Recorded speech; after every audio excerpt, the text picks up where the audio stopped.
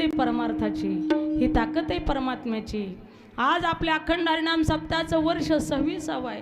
ही आपली ताकद नाही, ही दत्तगुरूंची ताकद आहे, ही माऊली ज्ञानोबरायांची ताकद आहे, ही पंढरीश पांडुरंग परमात्म्याची ताकद आहे, भगवान भोलेनाथांची ताकद आहे, संत सावता महाराजांची ताकद आहे।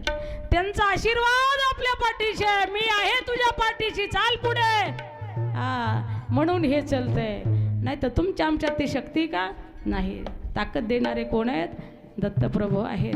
म्हणून या ठिकाणी त्यांचा आशीर्वाद आहे। त्यांचा आशीर्वाद असल्यामुळे एवढा आवाज आमचा निघतोय।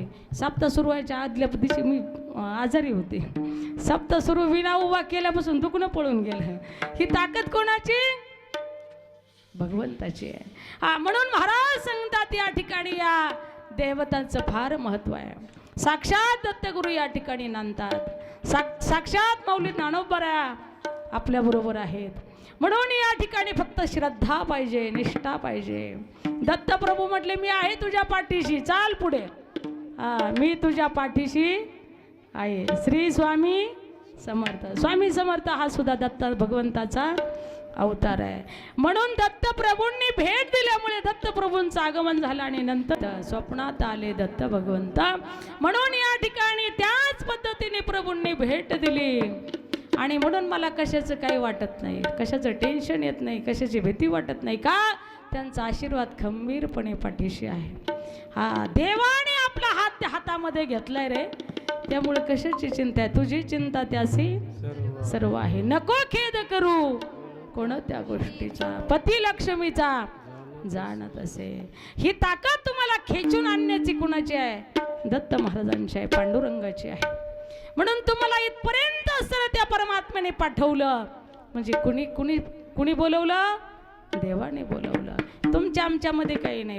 म्या बोलविल्या वेदू बोले, म्या हलविल्या प्राणू हले, जो जगा ते चाळेता। म्या चालविल्या सूर्य चाले, म्या हलविल्या प्राण हले, जो जगा ते चाळेता। वेदाचं महाराज सांगतात, वेदाला सुद्धा आज्ञा झाली तर वेद बोलतात। आणि आम्ही झोपतो, आपण झोपेतून उठायला सुद्धा आपल्याला देव उठवतो तेव्हा उठतो। म्हणून माणसाने कशाचा अहंकार करायचा नाही, सगळे इथं ठेवून जायचं आहे जाताना। तुम्ही म्हणाल मग तुमच्या पाठीशी देव आहे, तुम्हाला मरायचंय का? आम्हाला बी सुद्धा मरायचं। अरे देवाला सुद्धा सोडावं लागलं, भगवान कृष्ण कन्हैयाला निज धामाला जावं लागलं, प्रभू रामचंद्राला साकेत धामाला जावं लागलं।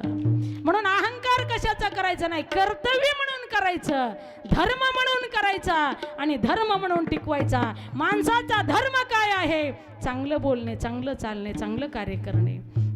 कोणाची निंदा न करणे, कोणाचं ऊस न चोरणे, कोणाचे वांगी न चोरणे, कोणाचा बांध न कोरणे, कोणाला वाईट न बोलणे, कोणाला शास्त्राप न देणे। हे नाही करायचं। चांगलं कार्य करा, चांगलं काम करा, चांगल्या कर्माचं फळ चांगलंच भेटणार।